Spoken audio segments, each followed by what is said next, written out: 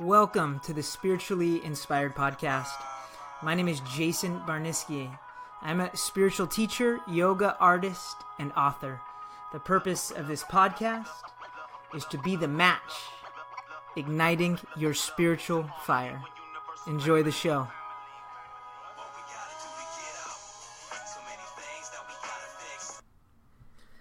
Hello, my friends. Welcome to another episode of the Spiritually Inspired Podcast. I had a yoga student of mine who just got into listening to the podcast ask me if I had any podcasts specifically on raising your vibrations. And although the podcast is designed to raise your vibration, I wanted to talk a little bit about what vibrations are and how you can specifically raise them, and really go into detail what some of the ancient philosophical schools taught about raising our vibration. So first and foremost, let's jump into it. And I talk a lot about this in my book, Ancient Wisdom for Modern Enlightenment.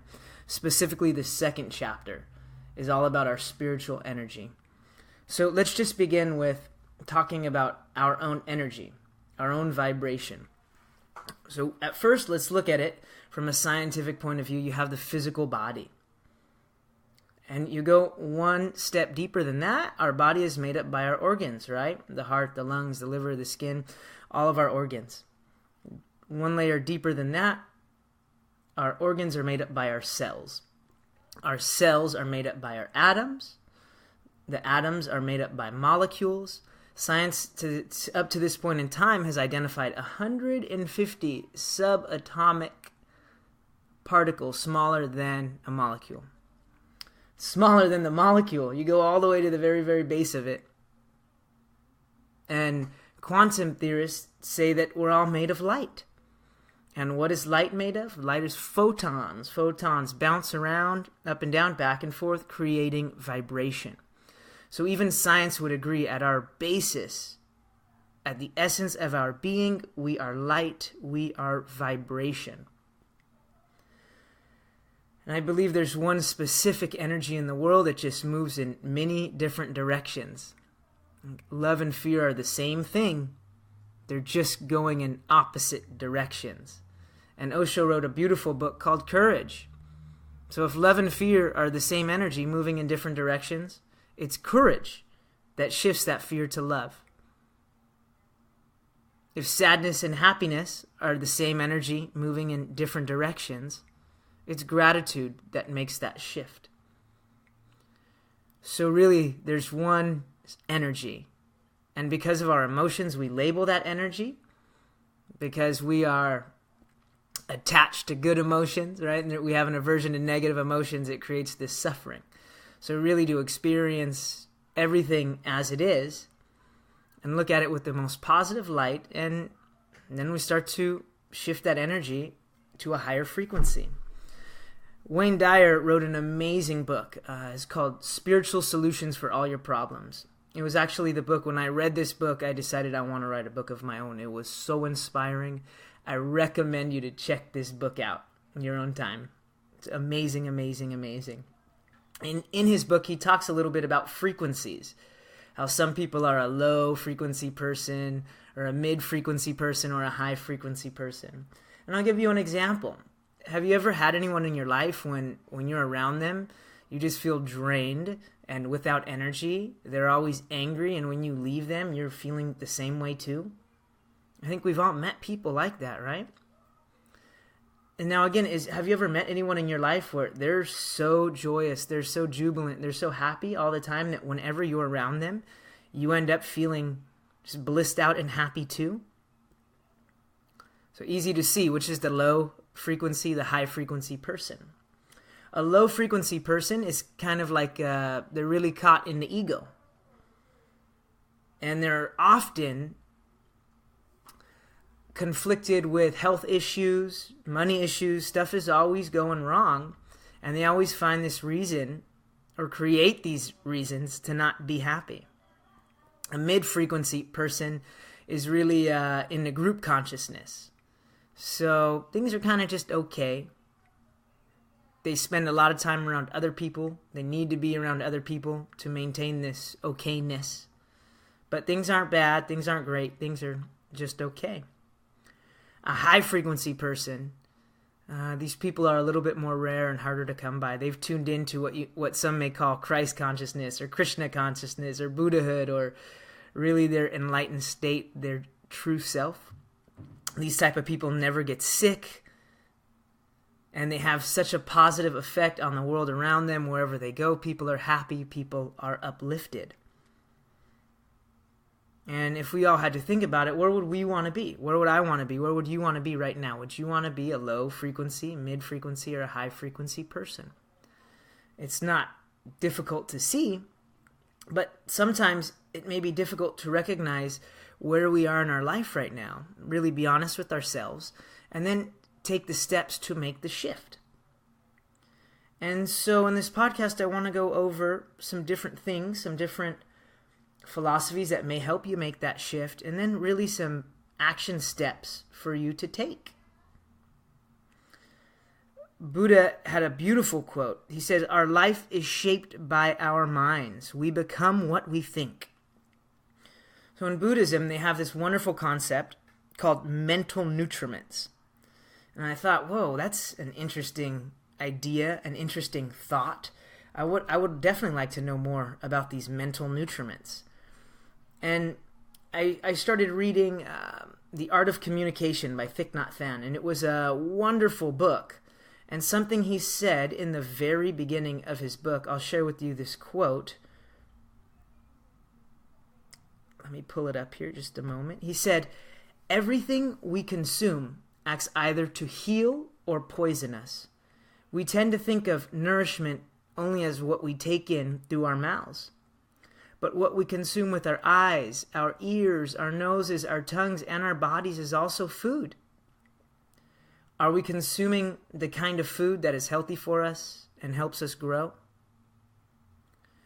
So it blew me away that when I opened and got into this book, The Art of Communication, the very first chapter was on food.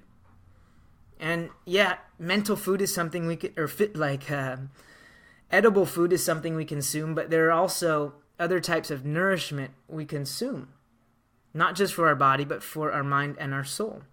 So in terms of mental nutriments, there's 4. The very first mental nutriment is our food, is edible food.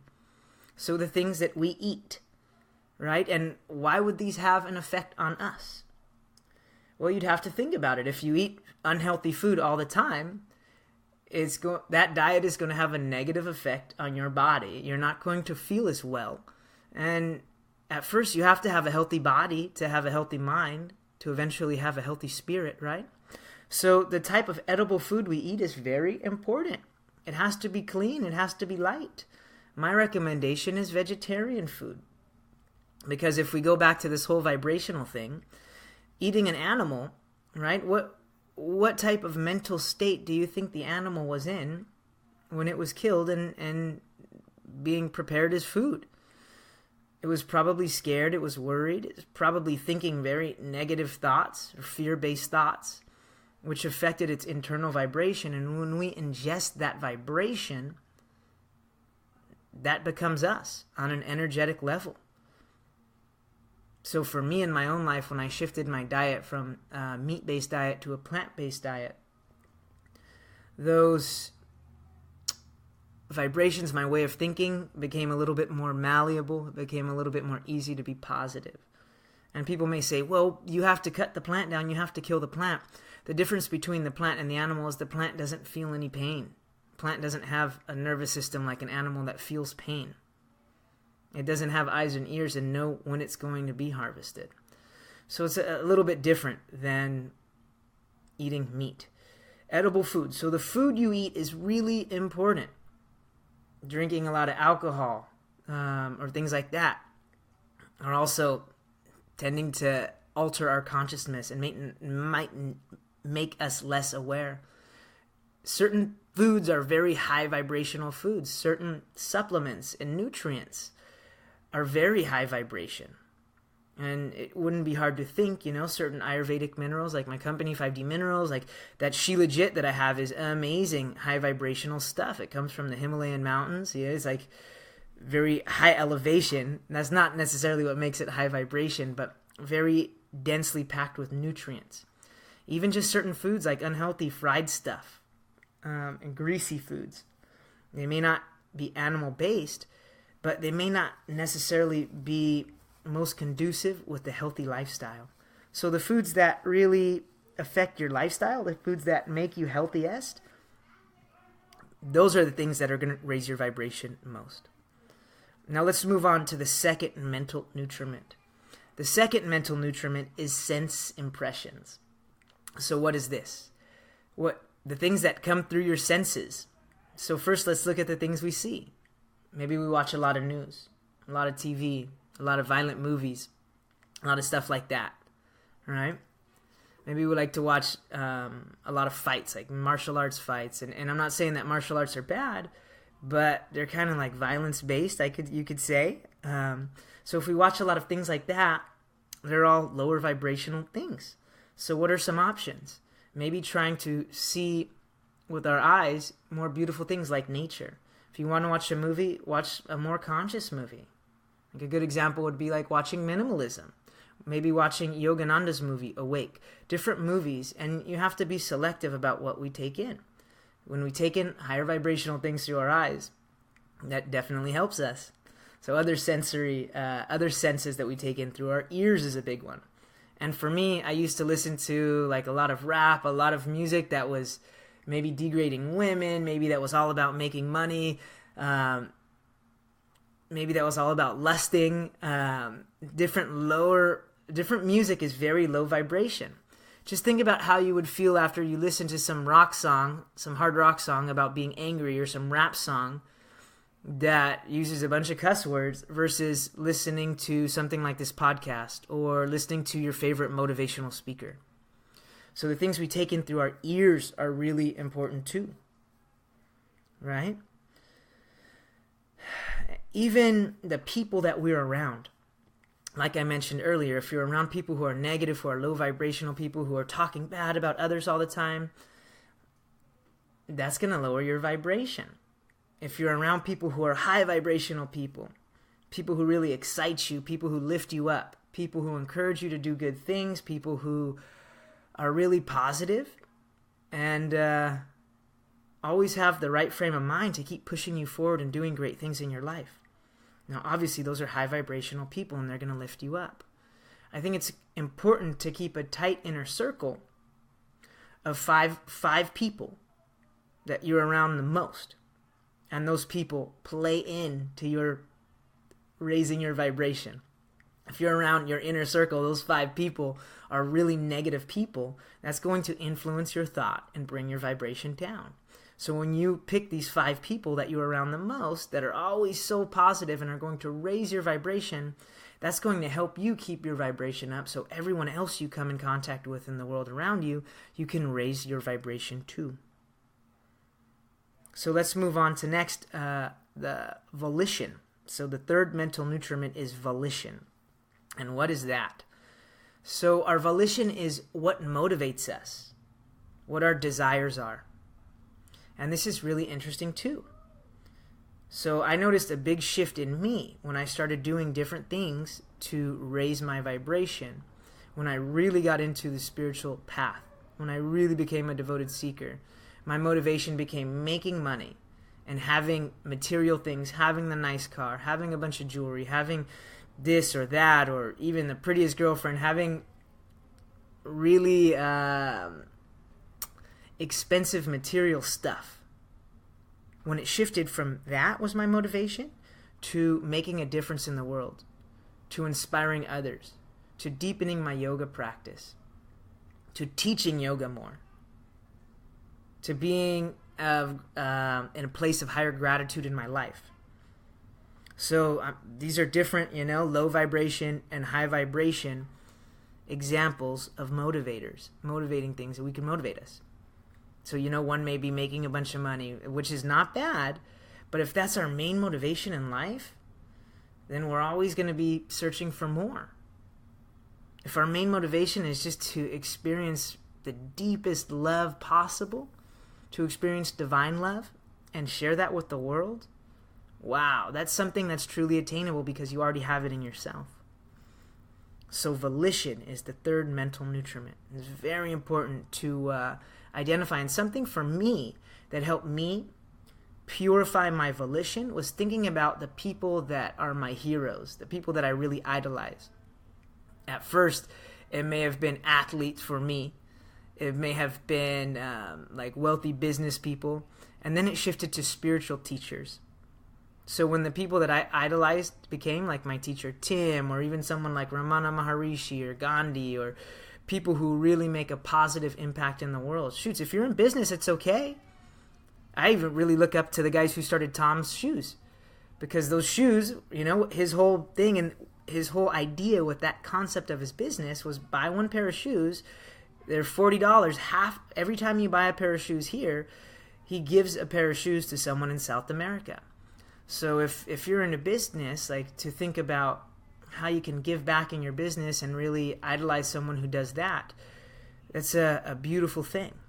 So for me to really purify my motivation was something that really helped out a lot, was to find someone to model my life after. Find someone that I really want to become and see what they're doing. Watch how they're doing it. And very quickly, that started to change the way that I showed up in the world. And if possible, spend time with that person the most. The fourth mental nutriment, the final mental nutriment, is consciousness. And so this is the totality of all our experiences.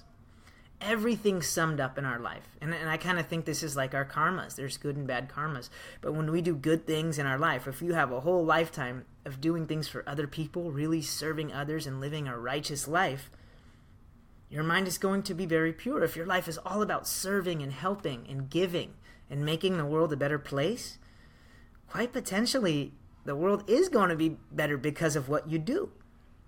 And your thoughts are going to be about love and service and high vibration thoughts. If all we've ever done in our life is tried to make money, is tried to get over on people, then we're going to feel like everybody's after us, that there's not enough. So really, and it may start little by little. Maybe in the beginning when we start noticing about raising our vibration and, oh man, I'm kind of a low vibration person. I want to change these things around. Little by little. Maybe every day, just once a day, try to do something for another person. And little by little, 5% of your day, 5% of your experiences, you start purifying. You know, little by little, more and more, maybe a few months later, 20% of all your experiences. And a few years down the line, you're living in a world of bliss because all you're doing is getting deeper into that love. And again, the first few mental nutriments that you experience, like edible food, the sense impressions, what you eat, and then what you watch, what you keep in your mind, and then what motivates you, by living a life with those things of high vibration, and those things are very pure and righteous and altruistic, then we start to purify our consciousness and really raise our vibration and begin to have a tremendous effect on the world around us. And this is possible. It takes work. For me, I experienced when I made this shift and I started to purify my mind, my values changed. The things that were important to me changed, and the things that made me happy changed. And a big thing is the level of happiness, contentment, joy, peace that I experienced was much deeper when I purified my motivation. There's some things to think about. So my expertise is really in the yogic world, the yogic philosophy. That's where I've spent the most of my time and energy. That is the lineage that has always been closest to me and really through which I had my awakening. So in the yogic system, Ashtanga Yoga, Ashta means 8, Anga means limbs. There's an incredible system that the sage Patanjali laid down for us about 5,000 years old. And this is all about attaining enlightenment. This is all about purifying our vibration so much that nothing can affect it. And that we become a candle to light all the other candles in the world. More than a candle, we become a roaring flame that can be passed down from generation to generation. So how do we How do we do this? What are the 8 limbs of Patanjali? And, getting to enlightenment, it's difficult to say what enlightenment truly is. I feel it can really only be experienced. And if you really want to know, the best way is to do the work and find out for yourself. I could describe to you what a mango tastes like. A mango tastes sweet. It's soft. It's gushy. It's kind of like a cross between a kiwi and a banana. Did any of those descriptions really describe what a mango tastes like? Not even close. The only way you can know what a mango tastes like is to eat the mango. So the only way you can experience enlightenment, the only way you can really know what it is to be, your vibration is so high you attune with the cosmic vibration, is to experience that state for yourself. And once you get there, it's like when milk becomes butter. Butter will never go back to milk. All right? So let's dive into these 8 limbs. The first limb are the yamas. The yamas are the personal restraints. And there's 5 of them. So the first one is ahimsa, non-violence to all things. And again, this is very much in tune with what I may say. Well, the reason ahimsa is, it's so much about, when people start practicing ahimsa, one of the first things a lot of people change, not everyone, but a lot of people change their diet. Because if we're going to eat animals, they shift to this vegetarian diet. We're harming animals when we eat them. And we may not be harming them, but other people are harming them on our behalf. And then we consume those vibrations. They lower ours. So for me, a major shift was to cut out meat, to become vegetarian. And not just meat, but like meat, chicken, fish, all animals. Was to cut those out of my diet. And it really helped me to heighten my vibration. It was major. It was like setting this intention out to the universe that I don't want to harm. I only want to create more love and more peace in the universe. And that first starts with me. And again, when I first started, maybe I was 95% harmful. And then little by little, maybe week by week, month by month, I started to shift and be like, well, now this month I'm only 90% harming others. Now this month, I'm making a little difference. I'm only harming about 80%. And little by little, I became more conscious of other people and their well-being, and ways to show up towards others and towards myself that was loving instead of harming. So the very first personal discipline is ahimsa, non-harm. That means towards others and ourselves. The second one is asatya. That means not stealing. And so, I mean, that's pretty self-explanatory. You don't want to steal things. But something that's also important is to not steal intellectual property. Don't take some quote and pretend like it's your own quote. I feel it's really important, if I take somebody else's teaching, to give them credit for it. So we can steal more. We can do something more than just like stealing money or stealing the physical property of another person. We can also steal their intellectual property. Next, we have not lying, right? Telling the truth. And it's interesting. For me, the hardest thing was always to be honest with myself. Once I started getting better at being honest with myself, then I really had this big wake up. And it was easier to make these shifts. It was easier to heighten my vibration. But to not lie, just to be honest with everyone around us. And that's major to heighten vibration. When we're lying to others, many times we're lying to ourselves too. So to really be honest with ourselves, to everyone else around us. All right. Next you have, it's called Brahma Chakra. And this is continence of our energy. So to not waste our energy. And a lot of people think originally that Brahma Chakra was continence of sexual, and spiritual energy. And that's why a lot of yogis were monks. And it doesn't mean you have to be celibate to be a spiritual seeker. But really to be conscious about it. So, when we're having sex, not to be going and sleeping with everyone around us or anyone we find attractive, but to do it consciously, to be in a committed relationship and to use it to heighten the love in our life. In terms of spiritual energy, to really think about those mental nutriments, think about what we're putting in our life that's heightening our energy. So Brahma Chakra, it's really about like continents of our energy. I feel like a lot of us, like our spiritual energy, is like a battery. So, when you go to your yoga class, you do your meditation, you get really charged up. And then you go out into the world. And oh man, the world is so tough. Everybody's yelling and angry, honking. So it starts to lower your energy. And it's important to recognize how full our gas tank is, how much energy we have in our battery, and recognize when it gets low, and then go and do what you have to raise that energy. Whether it's something as simple as being grateful and saying 5 things you're grateful for, or doing a little meditation, or listening to some inspirational speaker. We all have things that really help us raise our energy, and it's an individual thing, but we'll get into that a little bit more later. But just to recognize where our energy's at and try to keep it as high as it can get. And then finally is non-covetedness, parigraha. So to not want things that other people have. Be, content, grateful with what we have. And really for me, it started with being grateful when other people are successful. I think, to not covet something other people have is to be happy when good things happen to others. So non-covetedness. And so next we'll move into the second limb, niyamas. Niyamas are like our ethical disciplines. And the first one is saucha, is cleanliness. So it's very important, to be clean,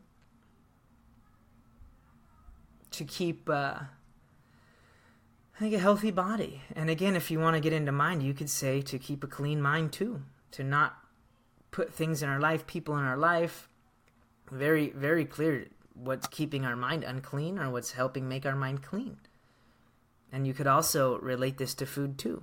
We want a clean body. We should not eat things that are unhealthy, whether it be meat-based or, just things that are not good for our own body. So cleanliness is very important. Next, santosha, which is contentment. Contentment is huge. I really think that contentment also has a very deep basis in modesty. So when I became more modest in my life, I didn't need the fanciest or the nicest things to be happy. I was grateful for what I had, which allowed me to appreciate the things I had more and really shifted my whole perspective on life. And ultimately, like I said before, I recognize that doing things for others is what really gives my life value and makes me happy. So the next 3 niyamas, they all go together. They're like the methods of Kriya Yoga. So the first is tapas. So that's the heat that we derive from a daily spiritual practice. Next is svadhyaya. Svadhyaya is introspection. And ultimately, we have Ishvara Pranidhana. It feels very beautiful to say always. That's the surrender to God, surrender to the divine, or just pure surrender. So in my experience, it's like my spiritual practice, my yoga practice is like a container. What happens when you start doing your meditation or you start really getting into the flow, the rhythm? Then your thoughts pop up. And so when those thoughts pop up, with equanimity, I watch them. And it gives me this container to be introspective. And ultimately is that surrender to the divine, is to let go of the things I can't control. I'm going to do everything I can to create the world that I want to see, that's most in alignment with my purpose. But not everything is in our control, so we can surrender to God and just know things are going to be okay. Right? So next step in this 8 limbs of yoga, the third limb is asana, and these are our yoga postures. Most people in the West think doing yoga is just doing the postures. And really, the yoga postures is just one step of 8. Before we even can do the yoga postures, the first 2 steps are about how we should live, personal and ethical disciplines. So really, before we even do asanas, we should look at our diet. And it doesn't always start this way. Like limbs of a tree, different limbs sprout out differently. But to remember is like our asanas are very important because they help us to purify our body. I mean, look at how great we feel afterwards. They help us to make better decisions about eating and thinking. They even give that container for us to have introspection. But to remember that asanas are as important as they are. And I love doing yoga asana. That's my spiritual practice. But just to remember that they're one branch on an ancient sacred tree. So the next limb is pranayama. Pranayama is our breath work. If you've been to my classes before, a lot of times I like to do some breath work. I really like Wim Hof's breath work.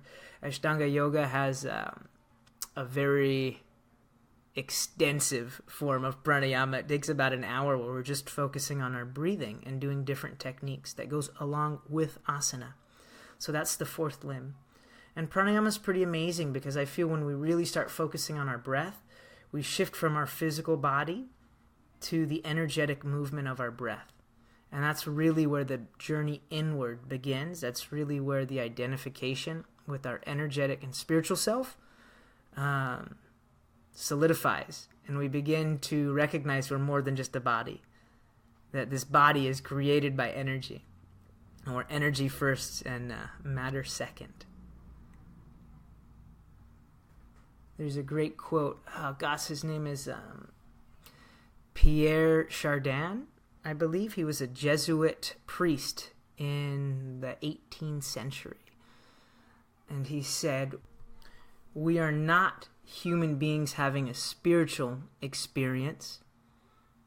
We are spiritual beings having a human experience." So pranayama for me was this big shift, this big identification that I was more than just my body. My body was a vehicle for something much greater, my soul. The fifth limb of Ashtanga Yoga is pratyahara. So this is our senses withdraw from the external world to the internal world. Right? We begin focusing less on the outside, what's going on the inside. Yogananda would always say it's like turning the searchlight of our awareness from the outside in.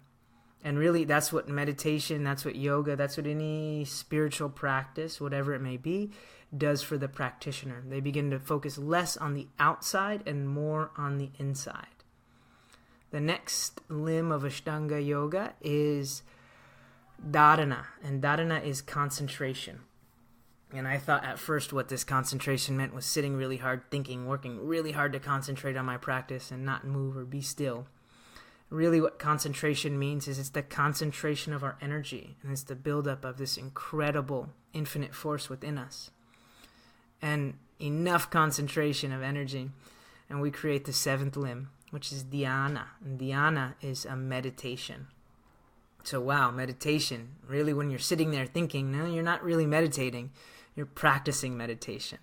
But once you get to this incredible stillness through many, many hours, months, years of practice, who knows how long it may take, how much dedication it may take, you ultimately create this meditation. And once in this incredible state of peace and stillness, you eventually sprout the eighth limb, which is samadhi, or enlightenment. And again, as I said before, enlightenment is something very difficult to describe. I wrote a whole book, Ancient Wisdom for Modern Enlightenment, until ultimately I discovered you can't describe an infinite experience with a finite word. A word has a very specific meaning, and the enlightenment experience is an infinite one. So words will always fall short. Something my guru once told me when I asked him about enlightenment, he gave me the most beautiful imagery I've ever heard in terms of enlightenment. He said enlightenment is like the continuously unfolding of 1,000-petaled lotus. And just that imagery, to even know that that fails in comparison to what enlightenment truly is. Wow. Just thinking about Yogi Shivraj, I would ask him, how do I raise my vibration? How would I raise my vibration? I would always ask him questions.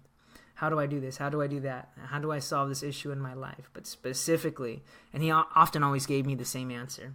And I remember very specifically when I asked him, how do I raise my vibration? He gave me the same answer as always. He said, meditation. Padabi Joy said, do your practice and all is coming. So once we just keep doing the work, right? We detach from the fruits of our labor. You show up, you do your practice. Let go of everything else. So I just want to touch up on a few things that I said earlier on in the podcast. Some like steps we could really take, right? Just to go back and touch back on a few things we can do. First and foremost, we talked about like, let's start changing the food we eat. And let's be really conscious of the food we eat, because our food really has a tremendous effect on our body. Huge. We start eating better, higher vibrational foods, we start feeling better. More plant-based foods, less meat, less animal products. It's definitely going to raise your vibration. So now let's think about our entertainment sources. Whether it be music, TV, movies, the books we read, the magazines we check out.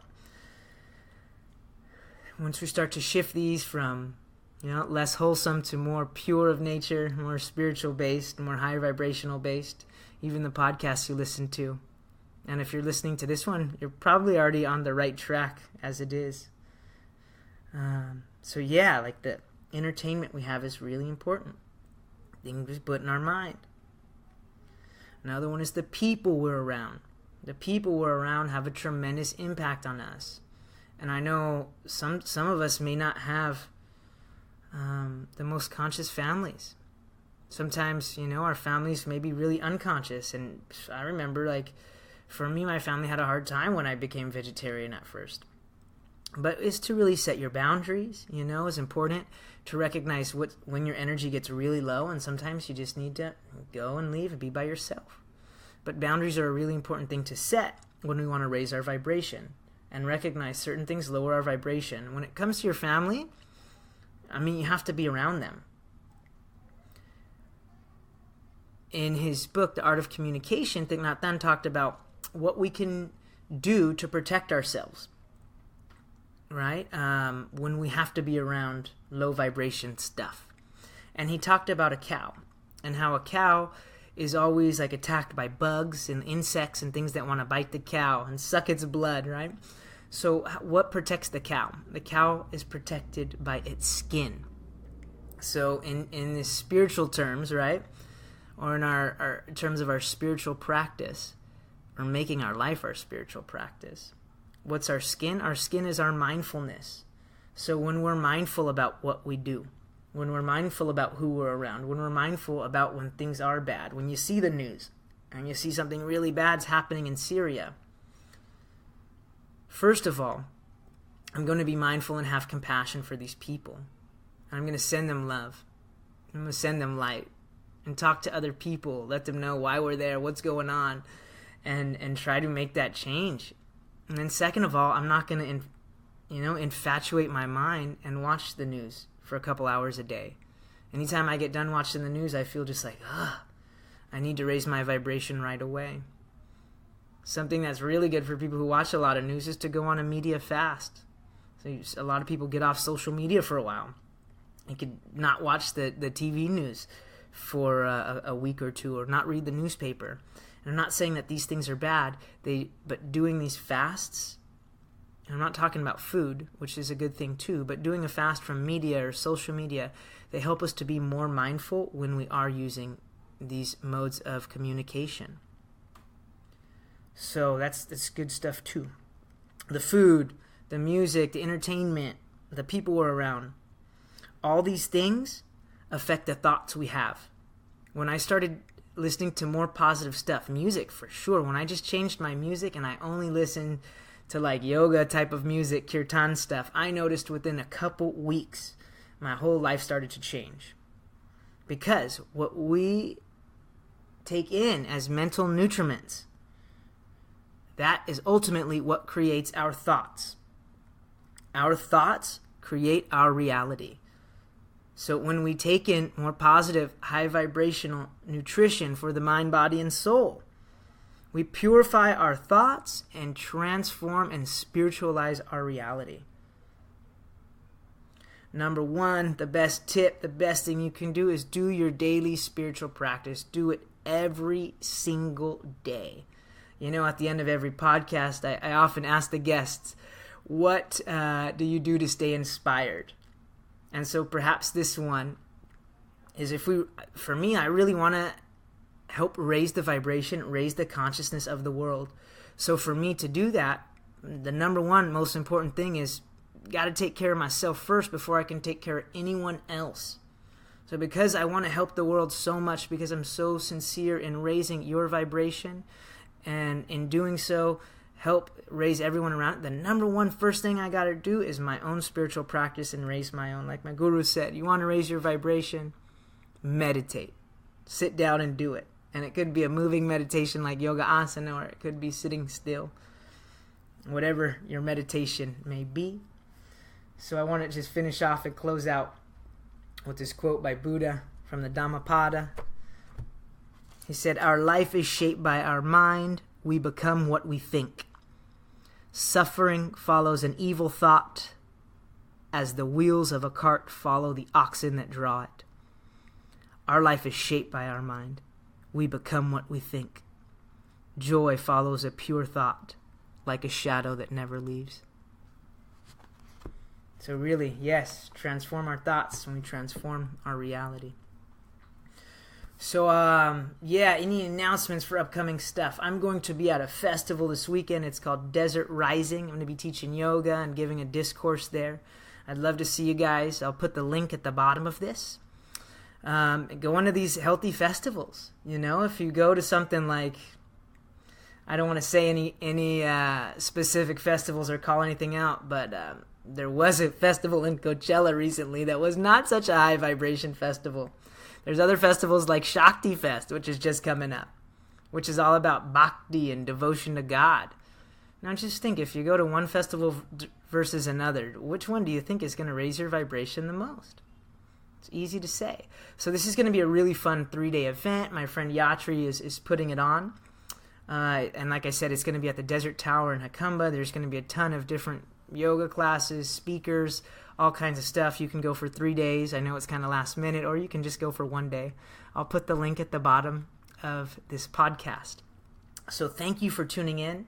I really appreciate it. And if you want to dive a little deeper, I talk about all this stuff in my book. You can find it at my website, jasonbarniske.com. Thank you so much for joining me, and I hope to see or hear from all of you soon. Have a blessed day.